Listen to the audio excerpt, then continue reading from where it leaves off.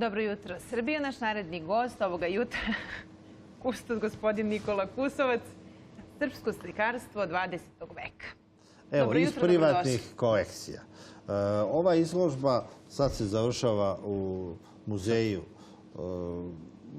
To je ranije muzej. To je Dom JNA, Dom Vojske Srbije. To je jedna od najlepših galerija, postoji i najreprezentativnijih u Beogradu. Ovo je nepostojeći muzej srpskog modernog slikarstva. Ovih slika nema ni u muzeju na Ušću, nema ni u Narodnom muzeju, što tamo je 19. vek, malo prelazi u 20. A ovo je građansko slikarstvo u Srbiji od 900. do 50. Pa ide drugi deo sljedeće godine. Ali to je uglavnom iz privatnih kolekcija. To je po kućama. Samo iz privatnih. Ako vas nisu pozivali u otmene kuće gdje se ove slike nalaze, ovo je jedinstvena prilika da vidite ove slike. Da se sve vidi na jednom mjestu. Jeste. Da kažem, pošto ste pomenuli muzej i tako dalje, izložba je i napravljena malo da muzej ima udari packe. Naime, čim je otvorena izložba, jednog dana javlja mi se neko sa izložbe. Da se zahvali da je uživao, gleda i tako dalje. I kaže, upravo sam došao iz Narodnog muzeja gdje je vodio nekog svog prijatelja poslovnog, da li je bio Englez ili ne znam ko. Kaže, i onda smo odatle prešli u Dom Vojske da pogledamo. I znaš što me ovaj čovjek pita, kako to nema u muzeju? A ovdje ima. Onda se odgovori, u muzeju ima mnogo bolje, samo se ne vidi. Dakle, moraju imati koncept, moraju znati šta hoće. Tamo se ne zna šta se hoće. Kad odete u Narodni muzej i pogledate, pošto i oni izlažu jugoslovenski. Evo, recimo, evo, mogu da vidim. Znači, to je ovo. To je remek delo. Upravo se pokazao Leon Cohen. Toga nema. Ovo je valjda jedini u privatnom posjedu. Ima nešto... Ali bila je jedna njegova izložba u ovo... Jeste, pravljena je preko puta... U Dostojevoj ulici. Preko puta Narodnog pozorišta. Ali slike se nalaze u Narodnom muzeju, nešto malo u Jevrejskoj zajednici, Jevrejskom muzeju. I to je sve. Kad se ovo čudo pojavilo pre jedno 15 godina, bio sam presrećan. Nisu se muzeji osvrtali, nemaju para da otkupe, pa je otkupio jedan od privatnika, ali mi je dao ljubazno za ovu izložbu, na čemu se jako zahvaljujem. Slika je remek delo, bukvalno remek delo. Ja sam lukavo uveo u 20. vek ovdje. Znate, ja sam uveo, pošto mene optužuje da brojim krvna zrnca nacionalista, pa znate šta... Pa bio si optužen za nacionalista. Ne stojim. Evo, recimo, ti si čak i optuživan da si kulturno blago Srba i Hrvatske spasio, umjesto da si pustio da ih zapale. Da. To me i pitaju, sad su me opet Švabe nešto stavile na indeks, pa me prozivali pa u tom pitanju njihovog suda. Kaže, vi ste učestvovali u spasavanju kulturnih dobara. Bio sam zvanično u odboru za zaštitu kulturnih dobara u komisiji koja je bila formirana na ratom zahvaćenom prostoru. Kaže, koliko je to armija uništila stvari. Kažem, ovo armija nije htjela da pomogne da se spasi. Pa s te strane se treba zameriti. Ali sam spasavao od paravojnih organizacija, od onih koji su na terenu delovali onako kako su delovali. Ali da vam završim ovu zanimljivu priču, kako se to ne vidi, a imaju bolju zbirku nego, znate. Bili smo oduševljeni kad se u Domu Vojske pojavila izložba Nadežde Petrović. To je iz depoa Narodnog muzeja. Mi te slike nikad nismo vidjeli. Ja nam da je... Jeste bio pravili smo dosta izložba. Ne, bila je jedna izložba stara u muzeju na Ušću, ja mislim još... Ne, pravili smo. Mlada kolegina, tada za mene je mlada, sad i ona u penziji, Ljubica Miljković je napravila izložbu Put časti i slave.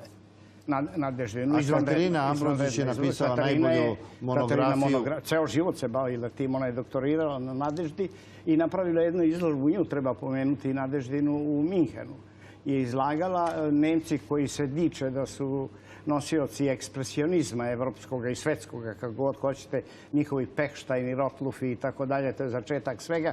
Kad su vidjeli našu Nadeždu, iz kojih godina nisu verovali. Dok nisu vidjeli da je nesrećna žena iz 915. otišla Bogu na istinu. Dakle, u vreme kada njihov ekspresionizam navodno je jedini u svetu, naša Nadežda to pretrčava. mogu da kažem da je ubojitija, moćnija i snažnija. Prvo izvornija je.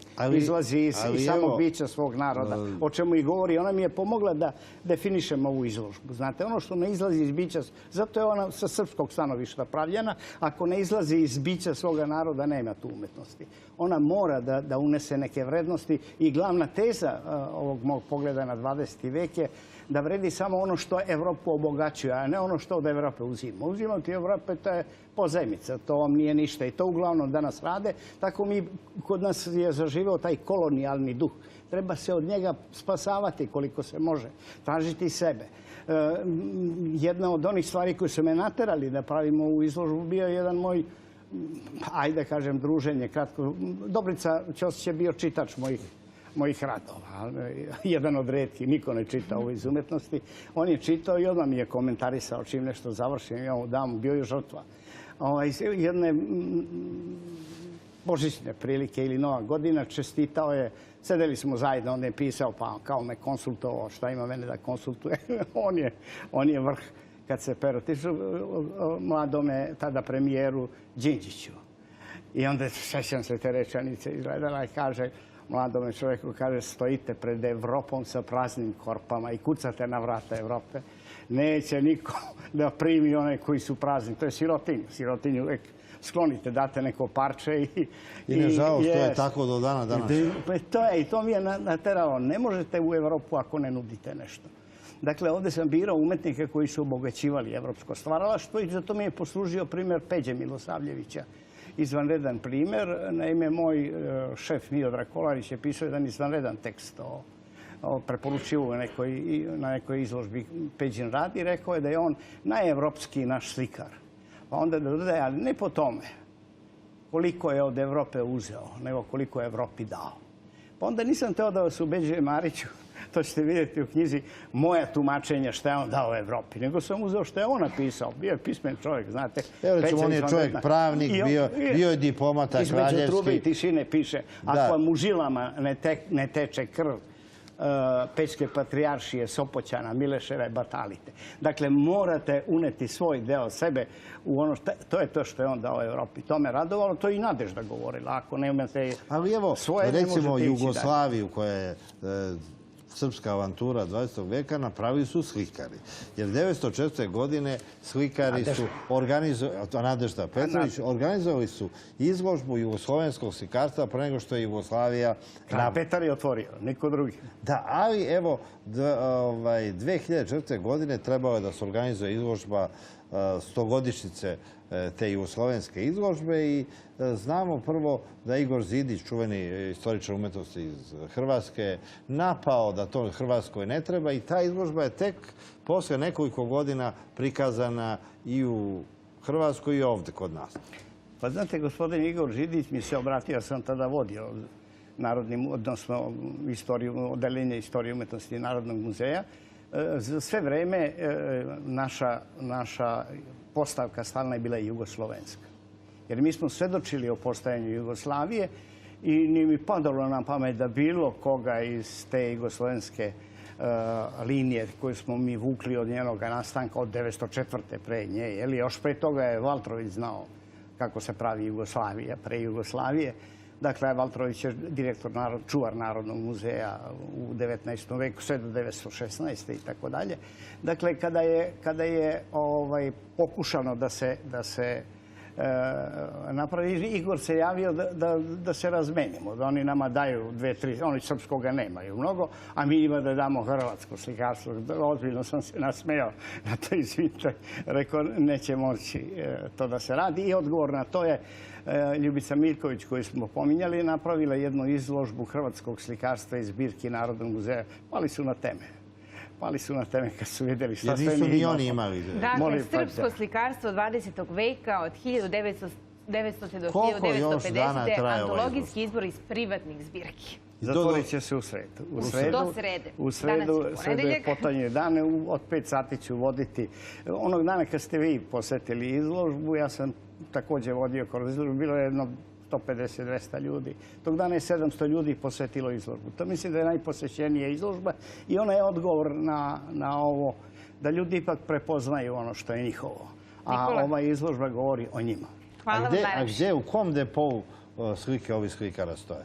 Nisu u depoima, na zidovima su zidovima privatnih. nekih ljudi koji znaju. Nego, kažem, ovi slikari se nalaze u muzejskim depoima, ne ove slike. Nalaze se i mi u stalnoj postavci nešto, ali recimo kad prođete i pogledate to što je izloženo u Narodnom muzeju, a predstavlja jugoslovensko slikarstvo od 900-905, dogodit ćete da ćete vidjeti više Vilka Gecana nego Savu Šumanovića. Nije u redu. U Srbiji daj da vidimo Savu. A Gecan može da bude značajan i jeste dobar umetnik. A nažalost i u muzeju na Ušću nalaze 5-6 slika. To sad kad dođemo u ovaj drugi deo bit će ozbiljna poruka za njih. Hvala vam Hvala najlepše. puno.